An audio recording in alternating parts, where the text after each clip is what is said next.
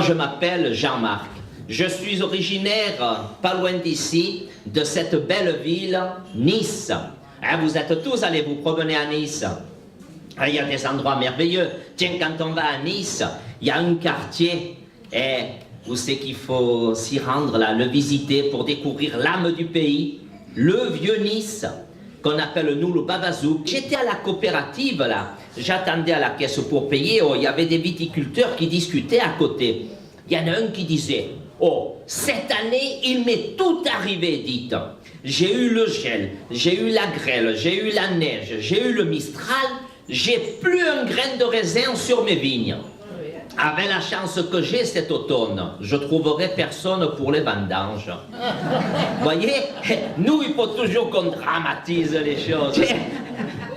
Il y a un petit bistrot dans le Vieux-Nice qui fait un peu salon de thé. Alors les vieilles grand-mères du pays, là, de temps en temps, elles veulent faire comme les Anglaises, vous savez. Elles vont là et au lieu de boire un rosé, elles disent, tiens, on va demander un thé. Alors les deux, elles prenaient le thé comme ça. Et puis il y en a une qui dit à l'autre, il y a un jeune là, depuis une demi-heure, il n'arrête pas de me regarder. L'autre dit, oh oui, ça doit être un antiquaire. Hein. Un qui parlait avec l'autre, il lui dit, écoute, il me semble que ma femme, elle commence à devenir un peu sourde. L'autre, il dit, ah bon, eh bien écoute, c'est simple, si tu veux en être sûr, hein, tu vas lui demander la même chose plusieurs fois, et d'abord assez loin, puis tu te rapprocheras un peu. Alors, il rentre chez lui, là, il voit sa femme, puis il reste pour lui, il dit, qu'est-ce que c'est qu'il y a à manger aujourd'hui? Rien. Alors il se rapproche un peu. Oui, qu'est-ce que c'est qu'il y a à manger aujourd'hui? Tiens, bizarre, alors il va à côté. Qu'est-ce qu'il y a à manger aujourd'hui? Et elle lui dit, ben pour la troisième fois, je te le dis, il y a de la salade niçoise. Tiens, Rita, on l'invoque pour quelle cause?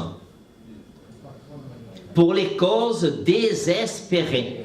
Et oui, quand il n'y a plus d'espoir, il faut aller voir Sainte Rita.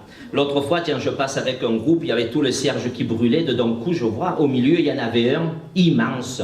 Je regarde, je dis, qui c'est qui a mis ce cierge? Je regarde et il y a marqué « Don de Monsieur Bayrou ». Alors, tiens, vous voulez que je vous amène faire un tour à Marseille? Est-ce qu'il y en a qui connaissent Marseille parmi vous? Pas beaucoup. Moi, chaque fois, je pose la question, les gens me disent « Oui, nous y sommes passés ou quoi », mais on ne s'y arrête pas, ça a encore mauvaise presse. Et pourtant, moi, je peux vous dire, c'est une ville qui a des endroits magnifiques et authentiques. Tiens, j'ai un ami accordéoniste, il habite à Amiens. Oh, il y a à peu près un mois, il me téléphone, il me dit « Jean-Marc, je dois descendre passer 8 jours à Marseille, mais avec l'insécurité qu'il y a en bas, qu'est-ce que tu en penses si je prenais mon revolver ?» Ouais, moi je lui ai dit, surtout pas, tu risquerais de te le faire voler. Et il y en a un autre, il était allé voir le docteur comme ça. Docteur, je viens vous voir parce que je perds la mémoire. Docteur a dit, ouais, ben payez d'avance alors. Hein. Vincent Scotto, ce qui est formidable avec lui, c'est que ces mélodies, on les écoute une fois, et ça y est, on les a retenues. Tiens, une parmi d'autres.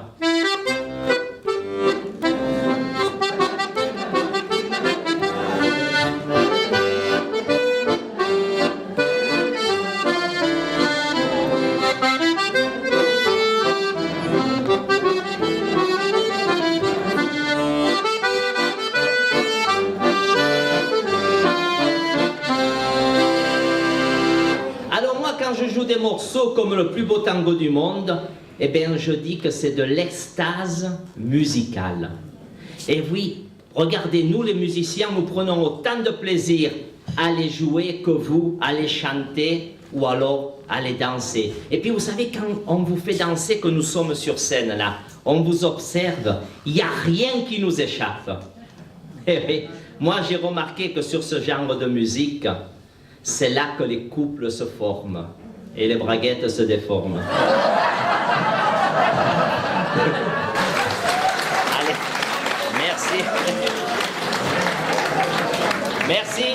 une bonne fin de soirée, un excellent séjour chez nous et comme l'on dit en Provence, à s'y réveillerait tout l'an que vient.